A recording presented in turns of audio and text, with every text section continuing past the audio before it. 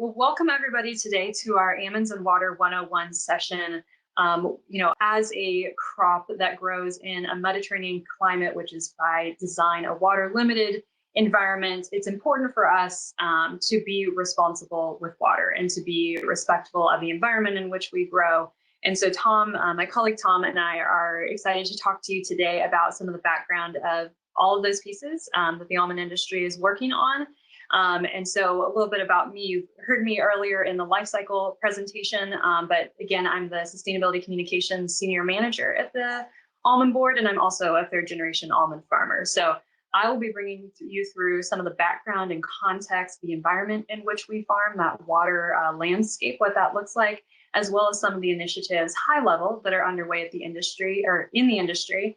And then I'll hand it over to my colleague, Tom Devol, who is our Senior Manager of Field Outreach. And he's going to be talking about specific initiatives underway in the industry that are helping farmers continuously improve in this space and become ever more precise with this really precious resource, which is water. So with that, I'm going to start off with a bit of what water looks like in California. So you'll hear people say California is a different place, a special place, whatever it is unique. And so much so that we are one of 5 Mediterranean climates that exist around the world. And so Mediterranean climates by design, by nature, are a land of a bit of extremes overall. We get drought years and we get flood years. And those extremes are just part of the natural system that is a Mediterranean climate. So in this example here, you can see 2014, which was a significant recent drought year. 3 years later, actually a flood year, so much so that there was a dam that threatened to overflow its banks. And so, you can see this contrast in California, this environment in which we farm. And we recognize that as farmers here, that we have these extremes that we need to be cognizant of and responsible in the way we use this resource, recognizing that it is limited at times, and overall we need to be responsible with that. The other piece of California is that because we're a Mediterranean climate, Mediterranean climates are ideal for growing food. They have cool, wet winters, warm, dry summers, and those provide amazing conditions for agriculture.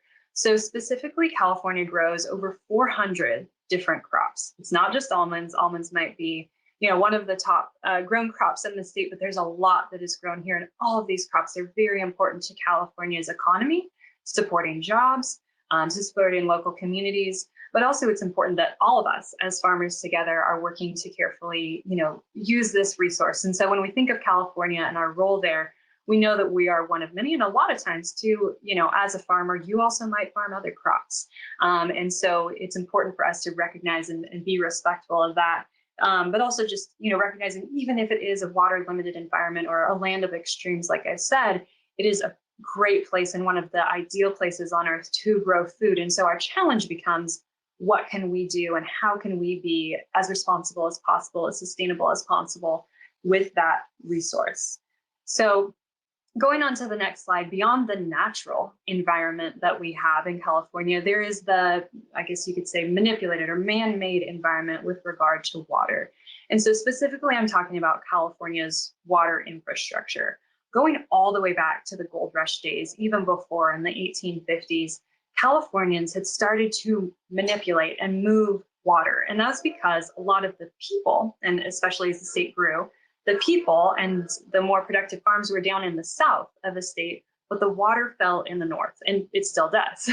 And so California built this system over time of reservoirs, of dams, of canals, and aqueducts that move water. And that is, when I say water, the surface water, the water that falls as rain or snow, around the state to match where it's needed and when it's needed. So again, going back to that Mediterranean climate, our water generally falls as snowfall. Most of it falls as snowpack or snowfall in the Sierras in the winter, and that melts slowly throughout the year. It melts into those reservoirs and then gets put into canals and aqueducts. Of course, some of it still goes down rivers, of course, and sustains those things. But that water is then, managed and moved to where it's needed to meet the needs of cities, of farmers, and the environment. So specifically, the other chart that you see here, I don't expect you to see all the pieces of that, the infrastructure, but that's just to show some of the key different pieces of that and where water is moved. But the other chart here talks about California's water distribution. So when I'm talking about our available water and that the moving and aqueducts and all that, that is surface water. The other resource or water resource we have in California is groundwater. Actually, collectively, all together, the groundwater that exists in the state and those underground aquifers is our single largest source of water, our single largest, if you put it in a reservoir, it'd be bigger than all the rest. And so, a part of that is that we also know cities and sometimes farms and sometimes actually managed wetlands use that groundwater as well. And so, for farmers specifically, it may be that they don't have access to the canal or they're not situated, their land is not lined up with where these canals and aqueducts serve. And so in some ways, groundwater is used and it's used by cities as well for urban uses. So this distribution chart over here, the 49% for the aquatic environment, that is surface water. So that water that falls as rain and snow in addition to groundwater. So of California's overall water that is used every year on average, 50% stays in the environment. So that's water that is going down rivers. It's water that is supporting those important ecosystems and all of the fish and wildlife that depend on those. So that represents 50% of California's water. 40% of that is used by agriculture to grow food, and then 10% are used by urban populations. So it's important for us to understand that and to make sure that there is, important, fair share and split, but also for us in agriculture that we're being responsible with this very important resource. And so going on to the next slide, we're going to get into almonds specifically. And so when we look at, again, the context in which we grow or the realities of almond farming, I'm guessing some of you have probably heard the stats or the information or something about, maybe you've heard a gallon per almond and you've wondered, is that true? Is that correct? Well, there's a lot of different ways we can look at the water needs of growing and producing things. And one of them is through what's called water footprint. It's a specific methodology that was designed and developed by Dutch researchers in kind of around 2010. And so they developed this methodology to assess the water need to produce or the water cost of producing any product. You can do it for an iPhone, you can do it for a pair of jeans. So it's this theoretical framework. It does use actual, hard data inputs, but it gets to this more theoretical thing where a water footprint is actually comprised of 3 different components: of green water, blue water, and gray water. So green water in a water footprint is the water that falls, the rainfall that occurs and is needed to produce the thing. The blue water is any irrigation, so water from managed sources that is needed to produce the thing. And we could, think of food as an example here. So the irrigation that is used to produce it. The green water is the rainfall that falls during, the time that thing is growing and goes towards producing it. And then gray water. So gray water, this is where you get into the theoretical a bit. The gray water is any water that is needed to dilute any pollution that occurs to water during the production of that product. The gray water is the more theoretical component, is the replacement of any groundwater impacts you might have. And so that 1 gallon per almond number actually came from a global water footprint analysis that was published in 2011. And it used global production statistics. It used, global average yields for almonds, not California specific. And we know in California, we have one of the highest yielding or the highest yielding pounds per acre of almond production globally. It used global average weather. And so, again, we realized like California is different. And so what we did as the Almond Board is in 2018 published or partnered with researchers to do a water footprint assessment for California specifically. And so with that, you can see the chart on the right. The water footprint overall for almonds was significantly lower than that global average. The blue number was slightly higher. But I think the important thing to understand here is this is a way of assessing water use. It's a way you can do it. It's a way that researchers try to look at things side by side. But the other thing too here is that 1 gallon per almonds statistic is also missing a bit of context. It seems scary. It's a nut, and you can specifically look at that and think a gallon. But by that same methodology and that same research, looking at that global analysis, a walnut took 5 gallons. A cheeseburger was around 400 gallons. And so part of this is just recognizing and understanding it takes water to grow food. And so when we go into the next slide, this is another way that we can look at and try to understand the water needs of growing food. And so this way is the actual applied water needs, the water that is actually irrigated and put on the land to grow the crop or the thing or the food. Now, when we look at almonds and their applied water needs, this chart here at the top shows California's major fruit and tree crops, and you can see they're all in a very similar range. The first 3 on the chart, almonds, of course, are in blue. The first 3 are nuts, and then below that, you've got stone fruit, prunes, citrus, apples, pears, olives. So all tree crops, and they use all about the same range because you're growing a tree, and that tree has to be powered, as a baseline, and then they grow fruit on top of that. Now, where almonds are unique here and sit with the other nuts is they're at the higher end of the spectrum. The reason for that is that almond trees and nuts are growing a high protein food. So the other ones here are growing sugary foods. And so to grow sugars, it actually takes more work on the part of the plants. And when plants do work, it's through photosynthesis. Photosynthesis is powered by sunlight, or carbon dioxide, and water. And so when a plant needs to do more work, therefore it uses more water. So it is harder and more complex for the plant to create a protein than it is to create a carbohydrate and sugar. And so that's why you have nuts on the higher end of this spectrum. But overall, it takes a certain amount of water to grow a food. And, just recognizing that almonds do fall in a similar range of all of California's fruit and nut trees. The other thing with regard to our climate and the environment in which we farm is recognizing and understanding projections for climate change. So California, through research that is widely available, is expected to receive less precipitation in the Sierras. That's where our snow melts and our snowpack normally falls. Less of that is expected to be as snow, and more of it is expected to be as rain. And so when I talked earlier about our infrastructure and how that's designed to capture that snow as it slowly melts over the course of the year, and then, put it slowly through those reservoir or the canals and aqueducts and get it where it needs to go. When we think of a system that is transitioning more to rain, well, that stuff's not slowly melting, that's running off quickly. And so, challenges that we're going to be facing as a state and need to figure out solutions for are increased winter stream flows. We're going to have more water in the streams and rivers in the winter because those reservoirs aren't designed to capture them at the same time. It also means those reservoirs, because they right now depend on that slowly melting snowpack, they can release it throughout the year. Well, when it all comes down at once, it's not refilling throughout the year with that slow melts. And so also our ability to use those reservoirs to hold water and distribute them throughout the year changes.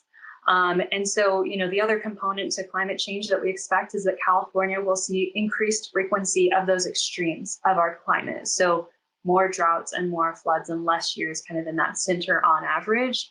So that leads us to, for almonds, obviously there's a lot of important work that needs to be done in addressing climate change, but specifically for almonds, if these things are true, if we think about the environment in which we grow almonds, the infrastructure that lives in California, the water infrastructure that exists here, the fact that it is a water limited environment, that like all foods, almonds need water to grow, and that California is experiencing changing climate, what can we do as almond farmers and as the almond industry? What can we do to be part of the solution, but also responsible with what we use? And that's 2 pieces. So we can use our farms to proactively address climate change using climate smart practices. So one that you heard about from me earlier was whole orchard recycling. That was in the life cycle presentation. If you missed that, I encourage you to go back and watch it.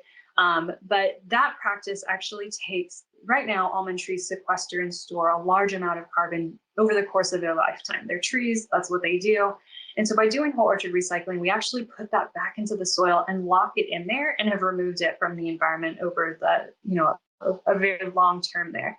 And so that's a practice where we can try to be part of the solution to this bigger issue. There's another practice I'm going to talk about here in a second called groundwater recharge, where we can try to deal with some of those bigger stream flows that are expected in a changing climate in a way that actually helps us resolve another challenge that we have as California with regard to water sustainability. But then the other thing that we can do specifically that we can control on our farms is to conserve water and increase crop per job. So be as efficient as possible with that water that we do use, and maximize the output. But also by doing that, you're making that resource work as absolutely hard as it can, right? In terms of growing as much as you can with it. So wherever we can conserve water and be more precise, or increase those yields. So Tom's going to talk about things that we're doing with farmers to do that right now. But first, I'm going to go through two more high-level things. And so I mentioned groundwater recharge earlier, and I mentioned groundwater, which is an important source of water for cities and farms. It's collectively the state's largest water storage system, and it's used for drinking water and farming statewide. However, for a variety of reasons, over-reliance on groundwater has happened in California. Some of that is because increasing drought years where you actually need to look to that because surface water isn't as available. But in other ways, that's a resource that we need to look at. And actually the state is doing that. So California recently, or in 2014, passed the Sustainable Groundwater Management Act, which is legislation that is in a responsible way going to be working with all of California, essentially, to ensure that the amount of groundwater that recharges naturally, and I'm going to talk about how farms can help do that, the amount of groundwater that goes back into the system matches what is taken out. Because right now, what's being taken out does not match what's going in. And so overall, we need to find a solution to this as a state. And the way that the almond industry is looking to help and be part of the solution is to use what's called on-farm groundwater recharge. So we as the Almond Board have partnered with researchers at UC Davis, Sustainable Conservation, Berkeley Laboratory, National Berkeley Laboratory, and Land IQ to determine how we can use our farms in the winter when the trees are dormant, they're not using any water, to make sure, okay, it doesn't hurt the trees, it doesn't hurt the orchard long-term, but use those orchards as a site where you can put that excess water and let it percolate, flood the orchard like you can see in this photo here, and let it percolate back down into the groundwater. And so, when we talked earlier about a changing climate and how there's expected to be more winter storm flow in those, in those flood years, this is a way where we can also use our farms to divert that, right, and to recharge these aquifers. And so it's a practice that we are and have been exploring and have made sure, like, it doesn't hurt the trees. We've also done some assessment with Land IQ, which is a mapping organization. You can see the map here, and that assesses the soil conditions of the orchard and says, does this have the right soil to do that? And so through their initial assessment, 675,000 acres of our orchards have the right soil suitability. There's some other things that also need to be assessed there. So that's kind of the maximum that we could use groundwater recharge on, but there's other parameters that need to be hit to actually do this. And that's things like, is there actually infrastructure to get the water there?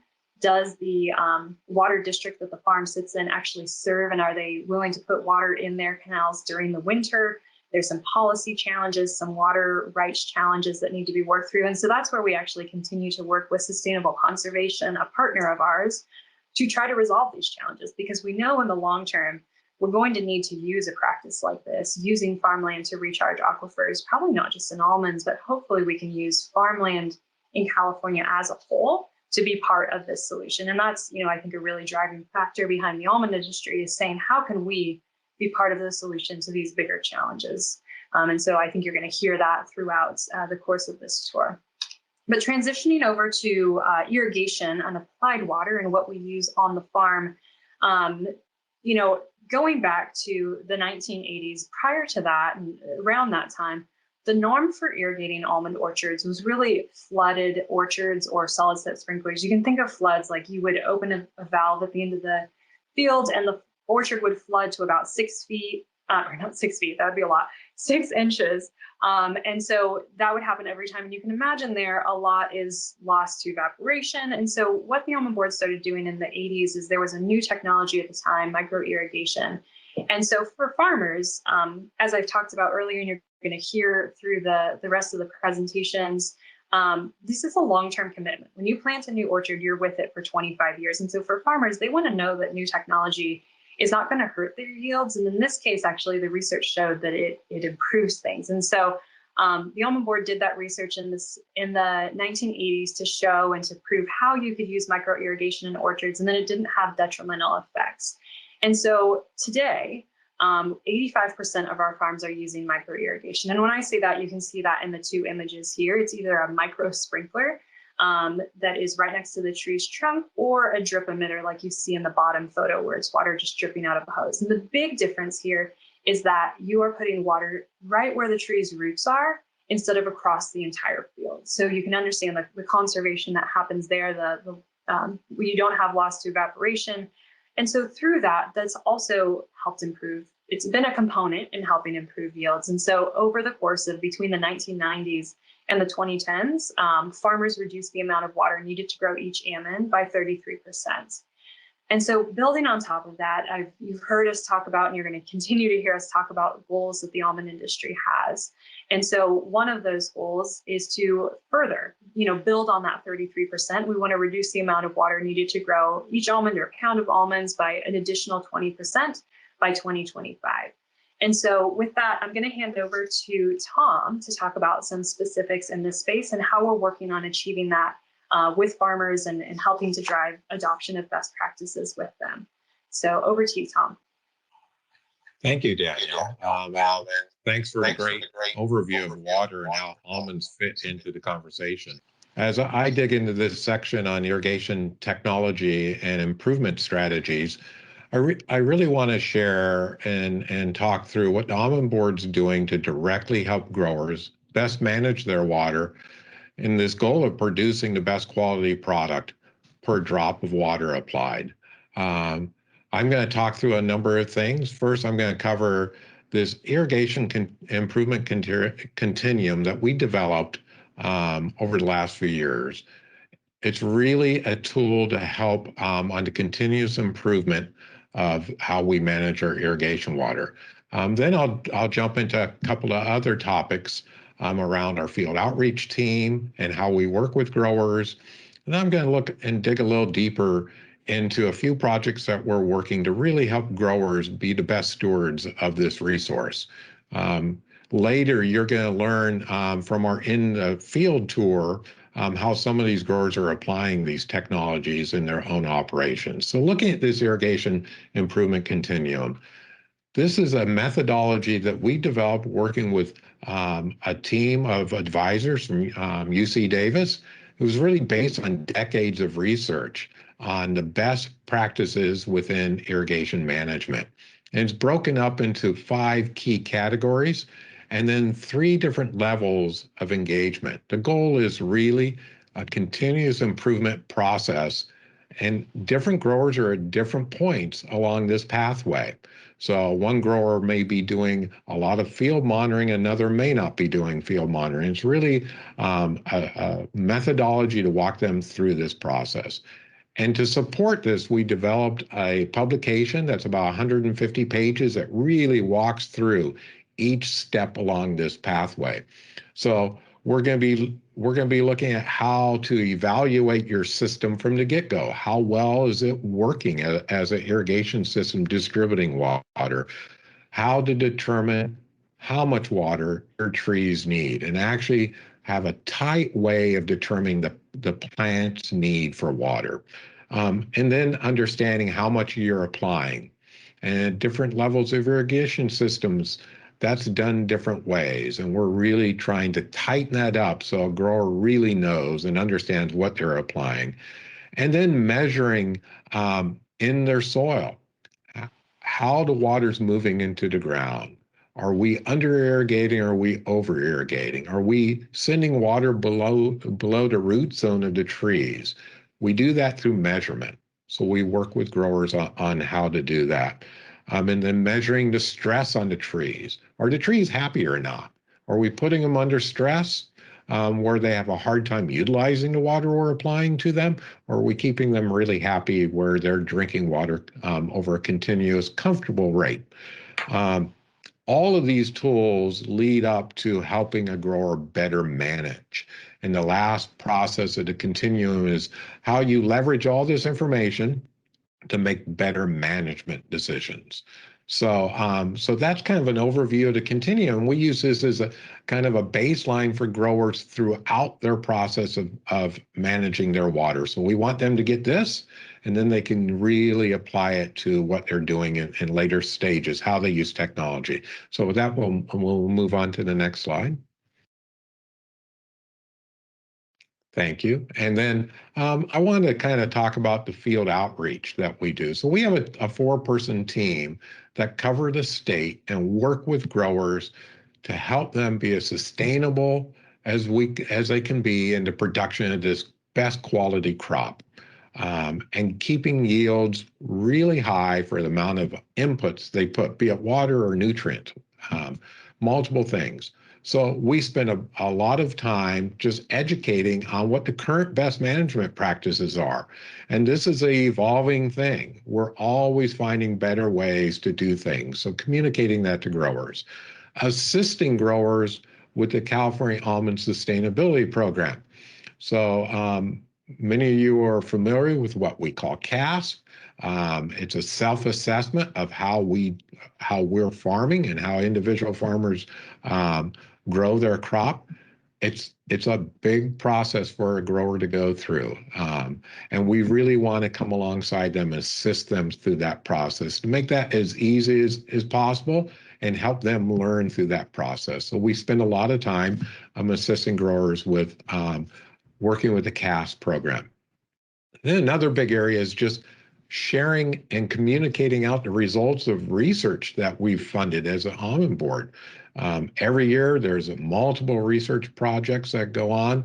So getting the word out to growers, the results of that research, so they can really leverage it in their operations.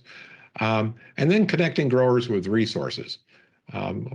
That we are kind of a liaison to a grower has a question, where can I get help with this? Maybe that's a farm advisor that can help them with that. They're looking at rootstock. From an irrigation perspective, who can they talk to that really help them dig into a problem they may be having with irrigation? Is recharge a good option for them in their location? So where can they get resources on that? So we spend a lot of time on doing this connection, being a liaison.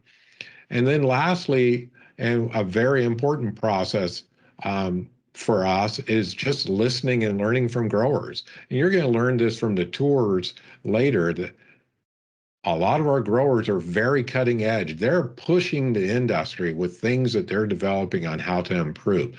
We learn a lot from our growers. It's not just from research. Growers have always been very focused on inputs. Everything they put on costs them. They want to be great stewards of these inputs. So they get very creative. So we spend a lot of time working with growers and just listening. What are you doing that's working? What works in this region of the state that may not work in another region of the state? Understanding that, because we're a very regional, our weather and conditions, growing conditions are very different in different parts of the state. So this really helps us go back and helps drive what our research is going to be and drive other programs that we're doing. So next.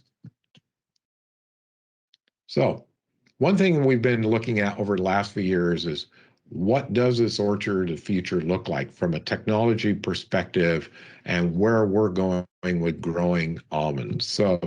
So we've spent a lot of time looking at this orchard of the future concept. Where do we need to be? And this has really helped guide industry. So where does the industry need to go? Because this decision around designing an orchard, like Danielle said earlier, it's a 25-year decision. And you only get this opportunity every 25 years to make a change.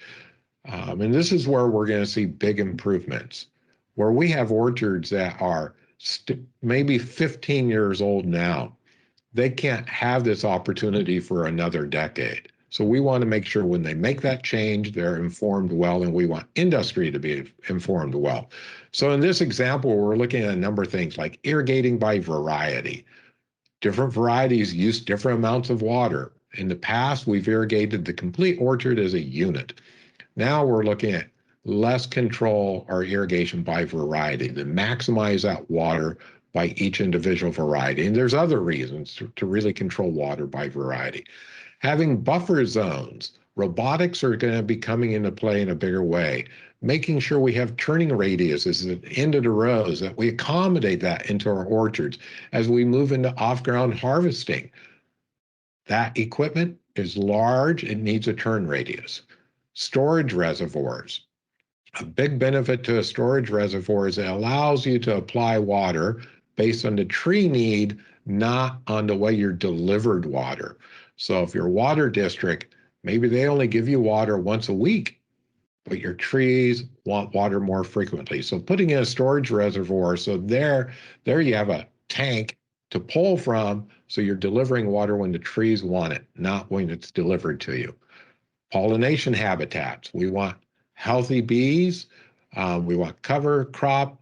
Are we accommodating that in our orchard design? Maybe that habitat's off to the side and we need to irrigate it at certain times of the year. Is that part of the infrastructure? Go back one slide, Danielle. There we go. There we go. The ability to recharge. In certain parts of the state, in certain soil conditions, we can flood during winter months, during the dormant season. But you need to have infrastructure in place to allow that flooding. Back in the day when we flood irrigated, there was infrastructure to do flooding. But as we moved to micro irrigation, we moved away from flood delivery. Now we're looking at flooding for a different reason, flooding for recharge. So having infrastructure to accommodate that. Things like room for alternative energy sources, collecting solar power at site, and then using different technologies such as satellite imagery data to really help us make our decisions. So based on this Orchard of Future, we realized that we really needed to get this word out to industry. And that led to this next section I'm going to talk to, this Irrigation Summit. We just held this a few weeks ago. It's the first time we've done this. We realized that growers, they're not far enough down the food chain in this process. We needed to get to the irrigation design engineers. They're designing irrigation systems, and share with them what this Orchard of Future concept was, what current technologies and technologies to come are. So we put together this summit because we wanted to look at all paths that led to improvement. It wasn't just at the grower. It starts before there. So next slide, and we'll look at. So what we did in this summit, because it is this 20+ year or 25-year decision, that irrigation design is only done that frequently. So we want to make sure those designers have the best tools in front of them. So we put together a forum for design engineers and industry manufacturers, where we see the industry going. So they're prepared to make best decisions moving forward. Focused on this, maximizing the crop per drop concept. We want to get the most out of every unit of input that we put out in the orchard. So we pulled in design leaders from different regions of the globe.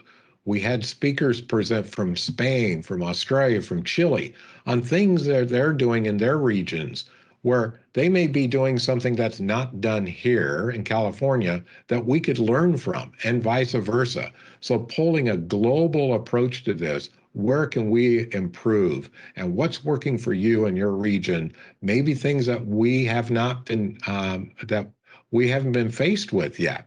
So like in Australia, water is a big issue in Australia as well. What can we learn from that? And then we also wanted a forum to present current ABC funded research that's been going on.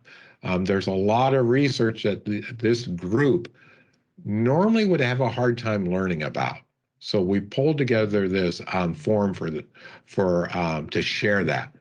It was very well received. You know, it's a small group of people, but incredibly influential group of people. They're making big decisions for our industry.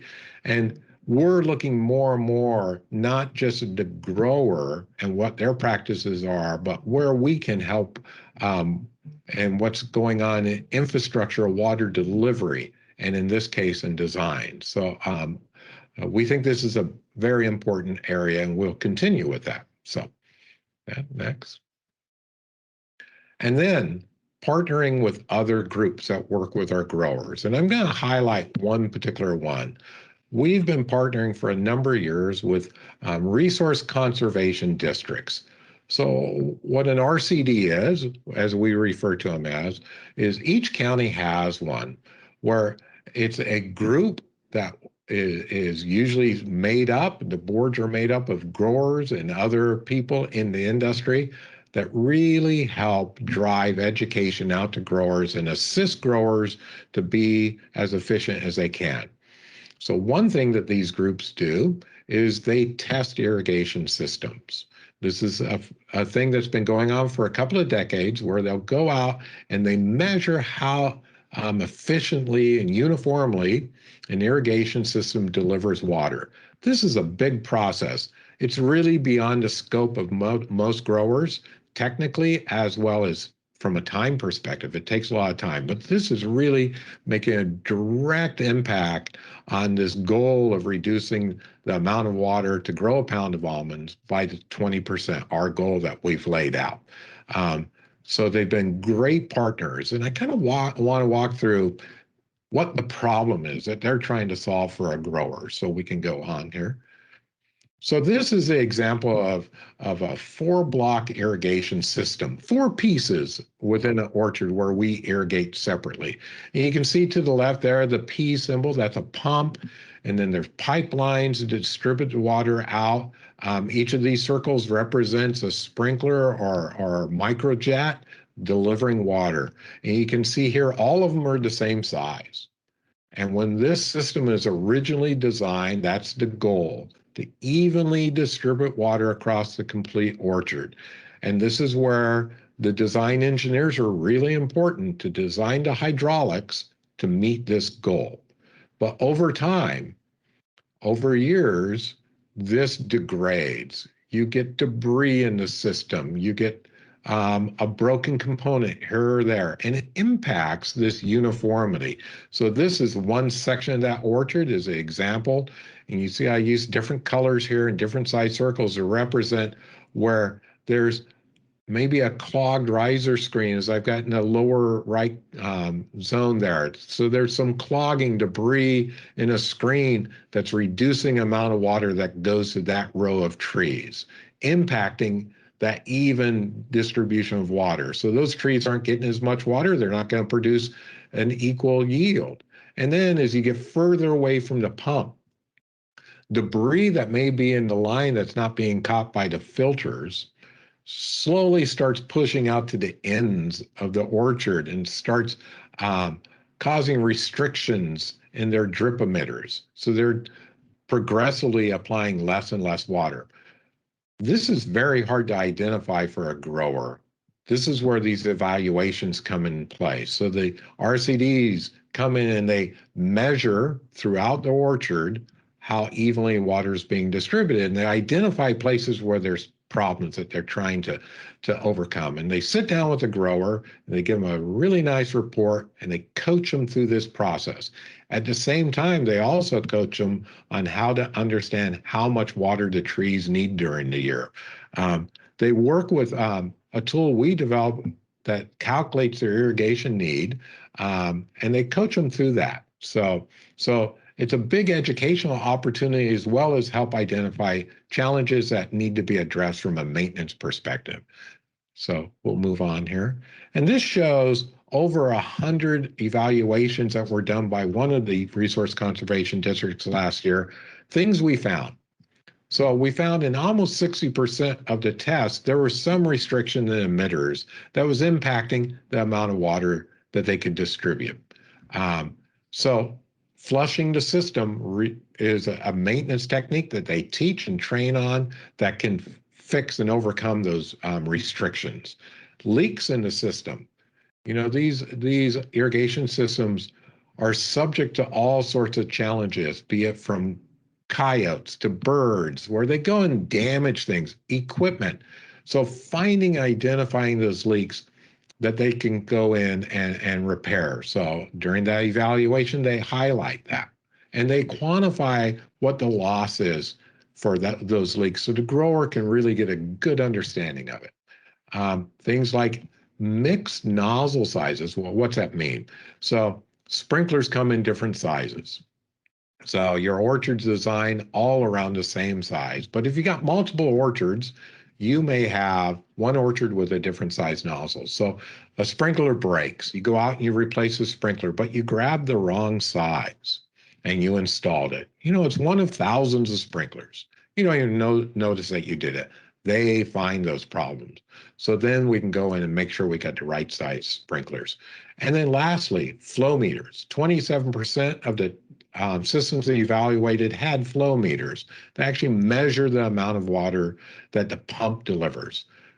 Most growers in previous times can do that calculation on the back of a napkin. They know the pump runs this much water, they run it for this long, that's how much water they apply.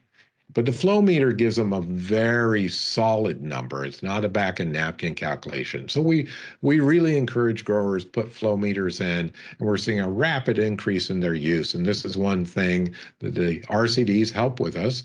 They encourage growers, hey, you should put a flow meter in, and this is why. So they give us back this information. So it helps us with the outreach team know where we need to do continued teaching with growers or education to help them with some of these things. So next. And then lastly, the last thing I want to share today is around a project we did with the mechanical engineering department at University of California, Merced. So this photograph is a component, a picture of a component that's very common in irrigation systems. And you can see this is leaking severely. It's leaking not only at the component, but they also have a couple of holes in the drip tubing here. But that one component, we call it a riser T. It's just above the yellow valve. Those tend to fail frequently. And the manufacturers of these, you just sell another one. They're affordable. You go replace it. Our goal is you don't have to replace it. So we funded some research with the mechanical engineering department to look at that problem. So we'll look at this next slide. And they put a team of mechanical engineering students on this. It was a great thing because the students got real world experience led by their professors to help solve this problem. So we took this component, low-cost component, and for the industry, not a high focus area because they don't really realize how frequently these leak in the field or have challenges. So the first step was to identify the weak points of that part. Then they threw a bunch of engineering at the project and really, how can we improve this?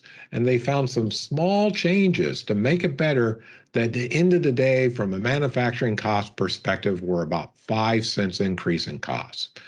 And then they produced a final design that we've been sharing out to the industry. It was a neat project, and we want to do more of this, of finding problem areas that seem small, but across the complete industry of 7,600 growers adds up. So this is one place where that interface with industry, not just with the growers, I think is really helping us reach our goal. So this is a neat project, and I will share more in the future years as we find other areas like this to work in. And then I think with that, we're ready to move on. We're going to transition over to our Q&A period. So we're going to disappear from this screen, and you'll see us come alive in our Q&A, and we welcome your questions. Thank you. Well, hello everyone, and I'm looking forward to this Q&A session. So if you have questions, you can just type them into the chat. We already have a couple. So Danielle, I'm going to kick it off, and I'm going to read off a question here. So curious to know, is California leading the almond growers around the world with environmental innovations and solutions, or are we learning and adapting more from other partners in the Mediterranean area? Yeah, no, I think it's a great question, and the answer is it's a bit of both. So I can talk through what some of those are, but ways that in California we've really been leading the almond production. I think a lot of that comes from the industry's longstanding partnerships with universities in the state, like UC Davis. So we've been partnering with them on ag research since the 70s, and so that has influenced a lot of how almonds are grown around the world. Our almond production systems here, in Australia, when the almond industry really took off over there, they really just took our practices and what we had learned through research and put them into practice over there. We can also see, and we've seen this more recently, like Spain and Portugal adopting some of our, water conserving irrigation, so micro irrigation systems, drip, so the sprinklers and drips that you saw earlier. So we see them taking what we've done and using that, and it also helps them improve yields. So it works that way, but we also learned from them. So there's, there's a concept that is being explored in the industry in California right now. It's the concept of hedgerowing our trees. So instead of having them as big full-size trees that grow in rows, but there's space between each trees, they grow much more closely together, and it looks like a hedgerow. So you can't even really see the difference between each tree. It kind of looks like a long thing of bushes. And that's it's a higher intensity way to produce them. You get perhaps more yield per acre, but there's also some questions that we have that we're exploring through research, like, does it facilitate more, it makes it maybe more humid within the canopy in the tree. It could cause some fungal issues.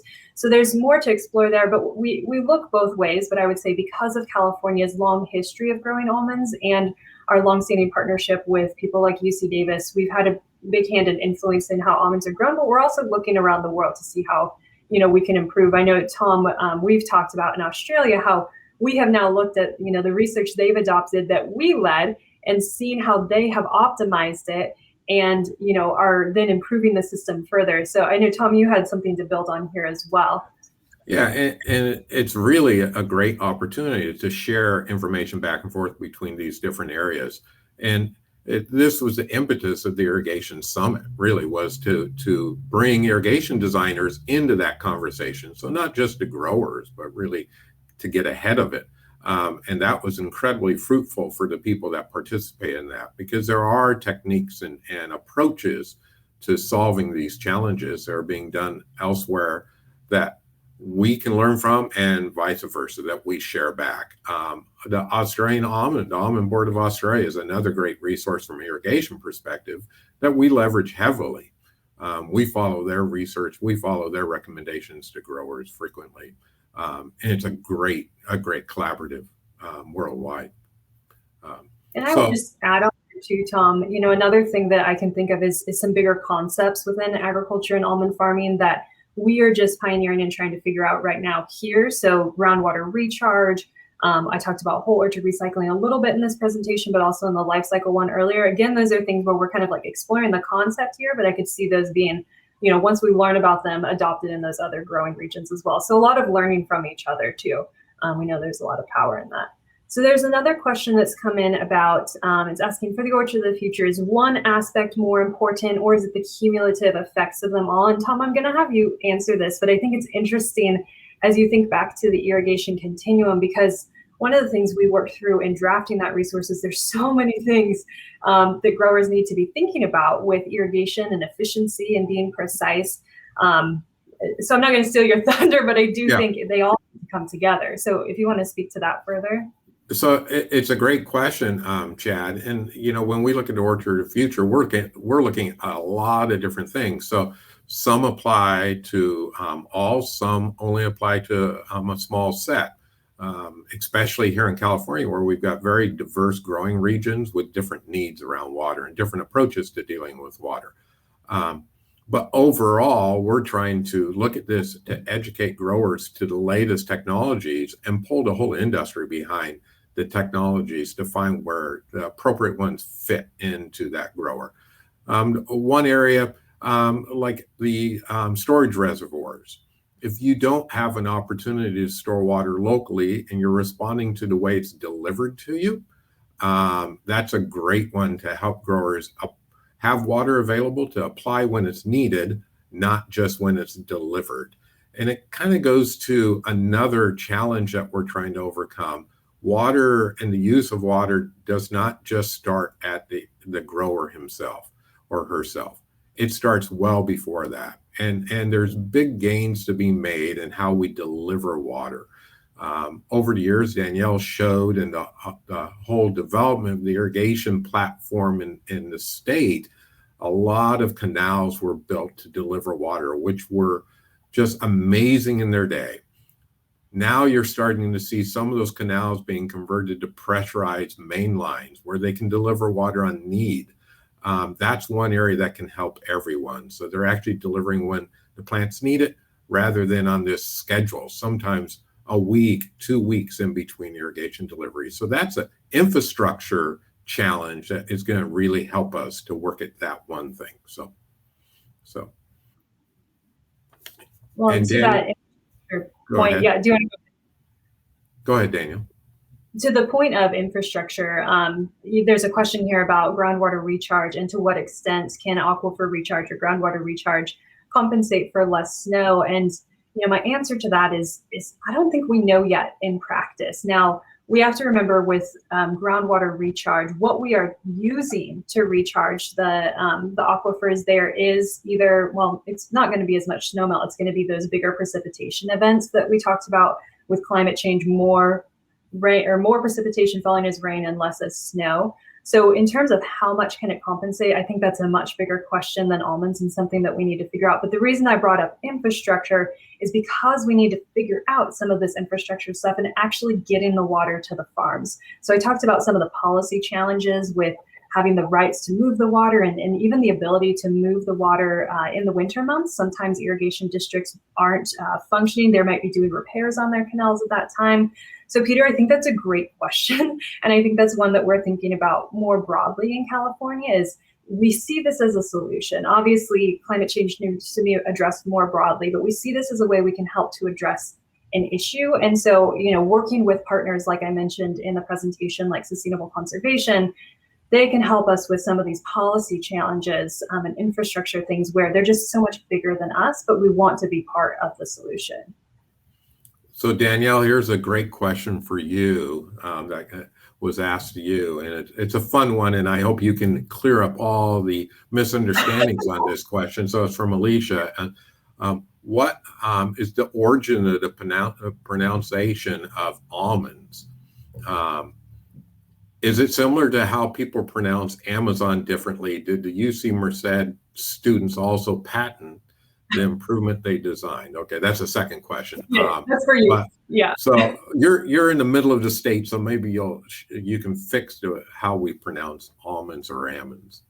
Oh, I can't fix it, Tom, because I can't even say it the same myself. I'm sure in the presentation I said almond and almond, but there's lots of reasons why we get as farmers that we say it different ways. There's actually a line kind of in the mid area of the state where people north of it say almonds and people south of it say almonds. I grew up saying almonds. My family's been growing them since 1965, and we're north of that. They've actually done research at UC Davis on why this is.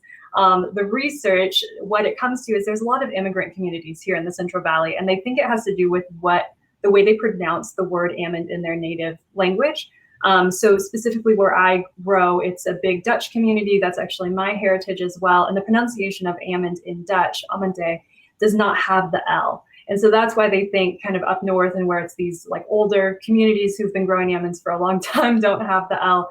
The other joke is that at harvest, with the shaker, we shake the L out of the tree or L out of the nuts because it's aggressive. So that's the fun answer. But Tom, do you want to speak to the patent piece here real quick? And then I think we've got to wrap up.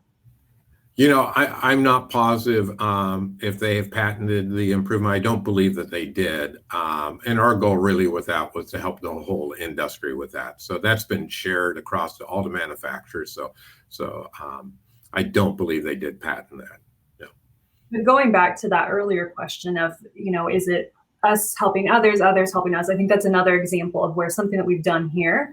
I think, we use similar irrigation technology and materials around the world with micro and drip irrigation. So this is something that can help more broadly. I think even more broadly than almonds, they use the similar irrigation technology in walnuts and pistachios and all that. So with that, I think we've got to wrap up our Q&A here, but I'd encourage everybody, if you've got more questions or want to learn more about this, there's the resource section of the conference here. There's also a deep dive session if you want to learn even more about water. And then beyond that, we hope you'll stay on for the 2 in the orchard sessions where you'll see Tom and some others as well.